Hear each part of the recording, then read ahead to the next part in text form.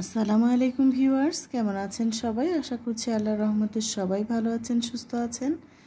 আমি আলহামদুলিল্লাহ ভালো আছি।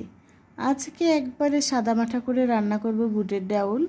তো বুটের ডাউলটা প্রথমেই পরিষ্কার করে নিয়ে তারপরে ভিজিয়ে রেখেছি। অবশ্যই 3 থেকে 4 ঘন্টা বুটের ডাউলটা কিন্তু ভিজিয়ে রাখতে হবে, তা না হলে সেদ্ধ করা যাবে না। তো বুটের ডাউলটা ভালোভাবে পরিষ্কার করে নিয়ে তারপরে প্রেসারে দিয়ে আমি সেদ্ধ করে নিয়েছি। তারপরে চলে যাচ্ছি রান্না করতে। চুলাতে একটা কড়াই বসিয়ে দিয়ে তার ভিতরে পেঁয়াজ কুচি আর কাঁচামরিচ কুচি দিয়ে দিলাম। পেঁয়াজ আর কাঁচামরিচ কুচি দিয়ে ভালোভাবে একেবারে ব্রাউন কালার করে তার ভিতরে বাটা মশলা দিয়ে দেব। একে একে বাটা মশলাগুলো আমি দিয়ে দিচ্ছি। পেঁয়াজ, রসুন, জিরা বাটা, আদা বাটা, সাথে দিয়ে দিলাম হলুদের গুঁড়া, মরিচের গুঁড়া, লবণ দিয়ে মশলাটা এখন ভালোভাবে কষিয়ে নিতে হবে। এখানে জিরার গুঁড়াও আমি ব্যবহার করেছি।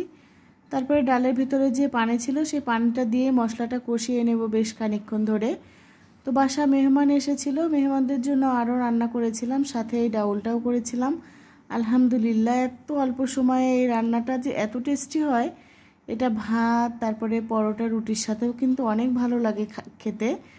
আপনারা চাইলে এভাবে একবার ট্রাই করতে পারেন। আমাদের কিন্তু অনেক ভালো লেগেছে। তো ভেবেছিলাম ডিম ভেজে এই বুটের ডাউলের ভেতরে দিয়ে দেব, পরে আর দেওয়া হয়নি। ডিমটা সেদ্ধ করে আমি আলাদা করে ভেজে রেখেছিলাম। এই ডাউলটা এত টেস্টি ছিল, এর ভিতরে আর এই কারণে আমি ডিমটা দেইনি।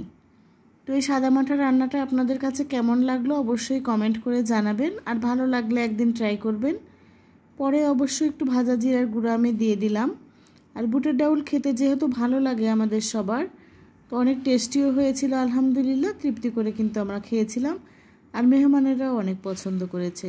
খুব একটা বেশি কিন্তু সময় লাগে না এই ডাউলটা রান্না করতে। আর মেহমানদের জন্য আরও রান্নাবান্না ছিল, মুরগির মাংস, গরুর মাংস, ওই যে বুটের ডাউল আর ডিম, আর ছিল সাদা পোলাও। আর সাদা পোলাওটা আমি রান্না করেছিলাম রাইস কুকারে। তো সব রান্নাই আলহামদুলিল্লাহ মেহমানেরা অনেক পছন্দ করে খেয়েছে। তো অল্প সময়ের ভিতর অল্প আয়োজন ছিল আমার মেহমানদের জন্য। তো মেহমানেরা অনেক পছন্দ করেছিল খাবারগুলো, আর আমার বাচ্চারাও তো অনেক পছন্দ করে। বিশেষ করে গরুর মাংসের চেয়ে মুরগির মাংসটাই আমার বাচ্চারা বেশি পছন্দ করে। তো মেহমানদের জন্য আমার এই সাদামাটা আয়োজন আপনাদের কাছে কেমন লাগলো সেটাও অবশ্যই কমেন্টে জানাবেন। আর মেহমান আসলে আমি সাধারণত অল্প সময়ের ভিতর এরকম আয়োজনই করি, আর বেশি হাতে সময় থাকলে আরও বেশি আয়োজন করি। তো যেহেতু অল্প সময়ের ভিতরে আর রাতের খাবার, রাতে কিন্তু খুব একটা বেশি ভারী খাবার খাওয়া যায় না, আর যেহেতু বিকেলে নাস্তার আয়োজনও ছিল এই কারণে। তো আজ এই পর্যন্তই, দেখা হবে অন্য ভিডিওতে, কথা হবে। আল্লাহ হাফেজ।